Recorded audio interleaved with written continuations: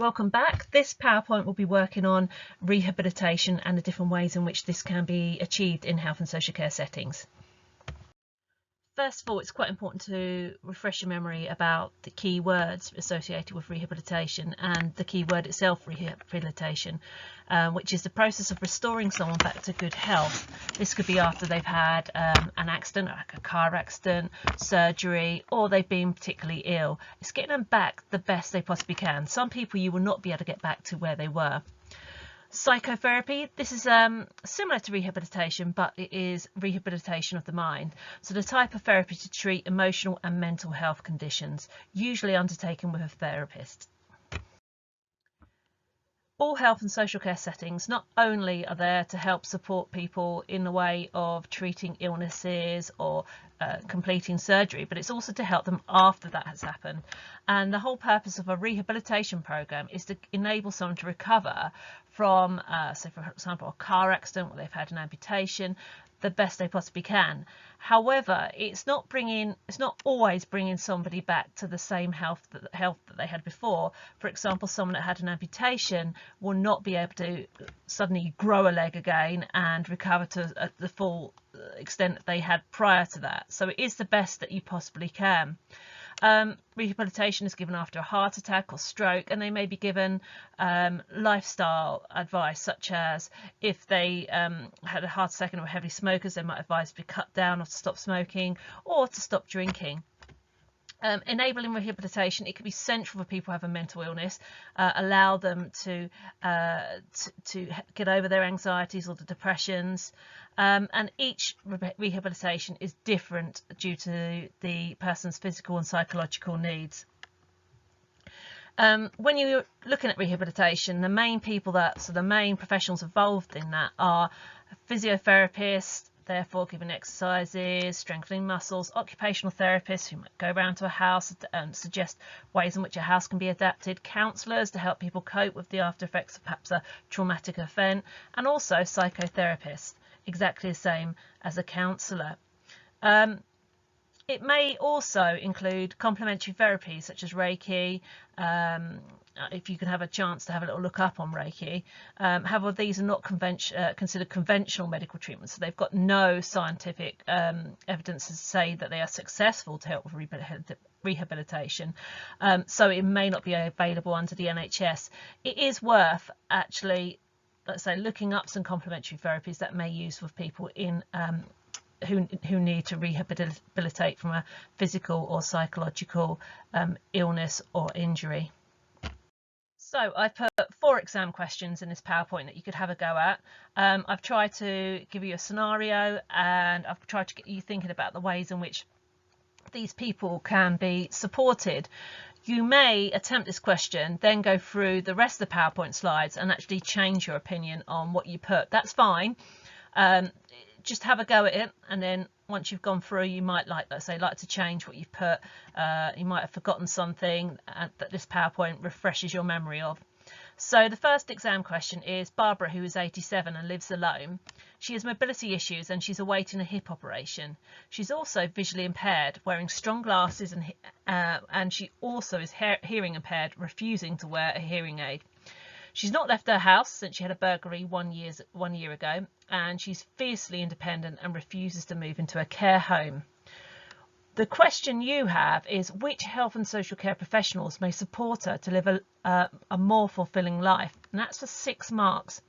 So you need to think about her PIs, her physical problems that she has, such as she's awaiting a hip operation, so she may have trouble walking. She has problems with her eyes, she has problem with her hearing. Who could help her with that? Once she's had the operation, who could support her? Socially, what support is there available to her? Emotionally, intellectually? These are all questions you will need to consider when you're answering this exam question. So have a go and send this one to me. So the whole idea of rehabilitating someone is to enable them to become independent again, and there is equipment and adaptations that are available to help people do this. So there are lots of reasons why people may need temporary or permanent assistance. For example, if you fall over and break your leg, you're not going to require to be in a wheelchair for the rest of your life. However, if you have an amputation of both your legs, then you may require that support unless you can get prosthetic legs. So you may need temporary, such as a broken leg, or permanent paralysis or amputation, and you may need help with that. Your needs are usually assessed by a physiotherapist or an occupational therapist. So sometimes if you're in hospital and you've had an operation, they will ask an occupational therapist to come and assess you to see whether you're safe to go home. They will rank you on a scale to say how safe they think it will be for you to go home, what type of support you will have at home. They may come to your home and they may assess your home and suggest ways in which your home can be better adapted to support your new needs. Obviously, if you've broken a leg, they're not going to do it for something like that. They may test that you're stable on crutches, but it's for the more serious illnesses and conditions, physical or physical injuries. Care assistants and healthcare assistants can often provide ongoing support in using equipment. So you won't just get given a wheelchair, not shown how to use it, or crutches. They will actually show you the best ways in which you can use mobility equipment before you leave your healthcare setting. So having equipment to support you and to increase your mobility is really important. It helps you remain independent.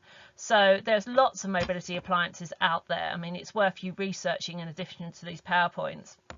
So people with a broken limb or who are recovering from surgery or stroke, who have progressive diseases, might require things like a walking stick or a walking frame. Have a look up tripods and tetrapods, all the different types of walking frames that you can get. They're not just for the elderly, they are for people as well that struggle to walk due to accidents or injuries. There are different types of wheelchairs, again worth looking at the different types of wheelchairs. And even have a look at some sporting wheelchairs. There are adapted shopping trolleys. I'm sure if you've popped to Tesco's or Sainsbury's, you've seen that amongst the normal trolleys, there are trolleys that can be attached to manual or electric wheelchairs. Stair lifts, there's lots of different stair lifts. Some of your grandparents might even have stair lifts in their homes. And there are adapted cars or other motorised transport. Again, it really is worth having a look at the amazing way in which cars can be adapted to meet the needs of people who have mobility problems. So I suggest you Google some of these mobility aids. In addition to mobility aids, there are lots of different appliances that can help support daily living. For example, you can get special cutlery with thick handles that are easy for people to hold that have conditions such as arthritis or Parkinson's disease. There are feeding cups, so to stop you spilling your drink, angled straws. You can get egg cups and plates with suction bottoms so you don't easily knock them off. There's also special gadgets to help people take the lids off jars, special dining chairs and armchairs so that can help lift you up. There are bathing aids such as walk-in baths and showers. It might be worth having a look at some of those as well. There are raised toilets for service users who find it difficult to stand up and sit down again, because it is quite a far way down if you have a mobility problem such or you've got a hip problem, you've got a knee problem, to sit down on that toilet seat and then to get yourself back up again. There are adapted computer keyboards where necessary, screens to support people with a range of physical conditions, including epilepsy, arthritis and visual impairments. There are computer systems where you can talk into a microphone and it changes it to words for you, or it can even speak for you. It's might worth having a look at some of those on Google too. So we move to our next question, which is exam question 2. Our scenario is Jacob, who is 17. He was recently involved in a car accident that's left him paralysed from the waist down. He's due to leave hospital shortly. He lives at home with his parents, and they've been very supportive. He's found his disability hard to come to terms with. I want you to think about, for this question, how Jake's home could be adapted to ensure he remains as independent as possible without living with his parents. It's worth 6 marks, so I want you to think about the aspects of the house that he would struggle most with. Think about personal care, so he's going to require somebody to help him with his cleaning and toileting. He will need somebody or something, so have a little look about what could help somebody get in and out of bed. How could he get in and out of the house? How could he work? He's 17, so what could be adapted for him that way? So have a real think about daily activities that he would need support with whilst living with his parents. So the type of technology that would support educational achievement. There's a lot of assistive technology to help people continue to work, to continue to go to school. There are adapted computers to meet the needs of visually impaired or blind people. You can change the font, or it might change the shade, the colour of the computer. The availability of signers and other communicators for hearing impaired. There is wheelchair access to all learning spaces. If we have a look at Oriel, we have ramps into the school and out of the school. We have electronic doors. We have lifts. That's all to help ensure disabled children and any parents are able to access the learning space. There's additional time in examinations for learners that are dyslexic, for example. Some of you may have extra time in your exams to help you achieve your potential. And enlarged text for people with poor vision. These are all different ways and resources that can support educational achievement. I'm now going to talk about providing personal care like washing, toileting and feeding. Most of us, we do this every day. We don't even think about it. We wash our face, clean our teeth, go to the toilet, wipe our own backsides, and we do not think about it at all. However, if you are paralysed, you are going to require somebody to do that for you. You are not going to be able to go to the toilet yourself. You may need special nappies, adult nappies, so that you could go to the toilet, so you can rely on someone else to clean you. You might need somebody to clean your teeth, wash your face, give you a bath. These are all independent tasks that help us remain independent. You take this away from you and somebody else has to do it, you lose that independence. If people have a physical or mental disability, that is when they may require personal care. If people don't have access to toileting and washing, or somebody to support them with this, it can affect their self-esteem and self-confidence.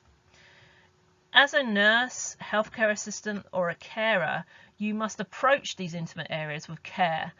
We've watched many videos where a lack of care whilst giving personal care can affect people's dignity and make them feel terrible.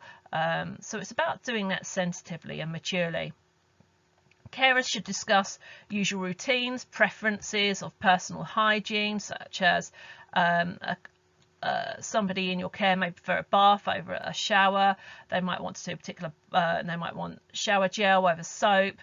And as much as possible, you try to allow them to do this in private, although that's not always possible with some people's conditions. Independence should be encouraged. Say, for example, if the person doesn't have use of their legs but has use of their hands, you could encourage them to wash themselves, wash their private areas, but supporting them to remain stable, for example. If they are able to go to the toilet by themselves, you could stand outside the toilet, close the door, or if they're in a bath, you could close the shower curtains. Where possible, allowing them to have as much dignity as possible and as much privacy as possible. But you should always follow the policies and procedures of your setting to ensure the safety and dignity of your service user. It is not an easy job. However, once you've carried it out a few times, it is easier to cope with and you are no longer as embarrassed. Just another reminder of a key word. We have domiciliary care workers who provide support for people living in their own homes and often will provide personal care. In a lot of these questions involving people that live in their own homes, domiciliary care workers should be brought up and their roles that they have.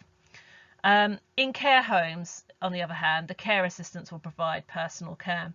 And in hospitals, it'd be a regular task for healthcare assistants. So if you're at home, you will have domiciliary care workers. In a care home, you will have care assistants. And in a hospital, you will have healthcare assistants that carry out personal care. To help people that have mobility problems that perhaps aren't as severe, perhaps they're elderly and they have a hip problem. There's a wide range of equipment that's out there to help them remain independent, such as they could have a walking bath, so they don't need to lift their legs up and over to get into the bath. They just release the plug, and once all the water's left out, then they can open the door of the bath and walk out. You could have showers suitable for the use of wheelchair users, such as one with a chair in the shower. You could have non-slip bath mats, bath and shower seats, handrails to help steady you and help you get into a bath or into a shower area. You could have bath lifts and hoists for those that are paralysed or unable to move, to get them in and out of the baths. You could have adapted taps. So you could have a bigger tap that you don't have to worry about it getting stuck, or if you lose strength in your hands, it's easy just to tap either side for water. You can have bedpans and commodes. If you're unsure of what these are or what a commode looks like, it is worth looking up on Google. And you can have female and male urinals, so that you can wee into a pot designed to fit your anatomy. It's like a pot of some sort that you can actually get a wee in and don't actually have to leave your bed. So for exam question 3, we're continuing with Jake, or Jacob, as they both look different there. Jacob is 17. He was recently involved in a car accident that's left him paralysed from his waist down. He is due to leave hospital shortly. He lives at home with his parents and they have been very supportive. He has found his disability hard to come to terms with. Jacob attends Oriel sixth form. How could the school help him adapt to his new disability? So I want you to think about how at Oriel we could accommodate somebody that has had a car accident and is paralysed. Think what we already have in place and think if there's anything extra that we need to add.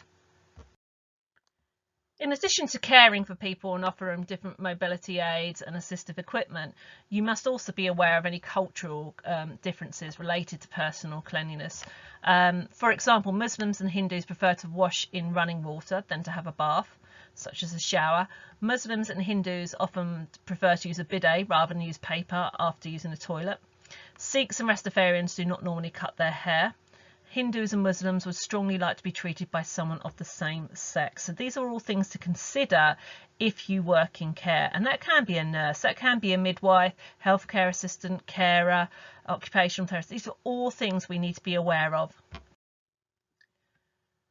Eating and drinking, obviously, we need to do to keep ourselves alive. And it's really important that equipment is adapted for those people that need that extra support. For example, someone with Parkinson's who shakes a lot in their hands could have a spoon, on, as you can see in the bottom right hand side of this slide, which attaches to their hands, so it's less chance of it actually shaking out of their hands and they have a bit more control. They could also have one of those sip type cups where there is a lid on it, so that whilst they're holding it, especially if it's a hot cup of tea, there is less chance of them shaking and spilling it over themselves. So there's lots of equipment. Again, Google this to have a look at all the different types of ways in which people can be supported by eating and drinking. As well as cultural requirements, if you work as a health and social care professional, you need to be aware of dietary requirements. For example, you need to be aware that vegetarians don't eat fish, meat or meat-based products, and that could include jelly. Vegans, very big at the moment, very popular, do not eat any meat or any animal related products, including eggs, cheese, cows or goat milk. Muslims and Jewish people do not eat pork, and they require their milk to be killed and prepared for consumption in a particular way. Muslims eat halal products and Jews eat kosher foods. Hindus and Sikhs do not eat beef. People with celiac disease require a gluten-free diet. And also you need to be aware if anyone has a specific allergy. Common ones are nuts, strawberries, dairy products and shellfish. The last exam question I have set you for this PowerPoint is Natalie. She's 32 and suffered a bad head injury when she was knocked off her bike. She's lost the ability to walk without support, so she often has a wheelchair or a walking stick, and she's lost her ability to speak clearly due to brain damage. She has a meeting with an occupational therapist and requested the support of an advocate. For this question, you need to describe what is an advocate and how they could support Natalie effectively. If you have forgotten what an advocate is, you need to Google that, look it up, look in your notes, and have a go at answering this question the best way you possibly can.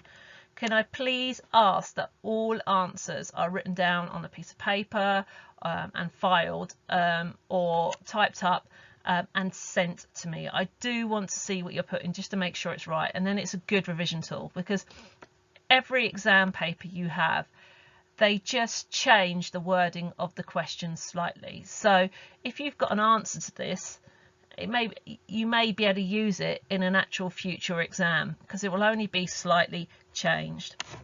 Anyway, I hope you're well, you're safe, and take care.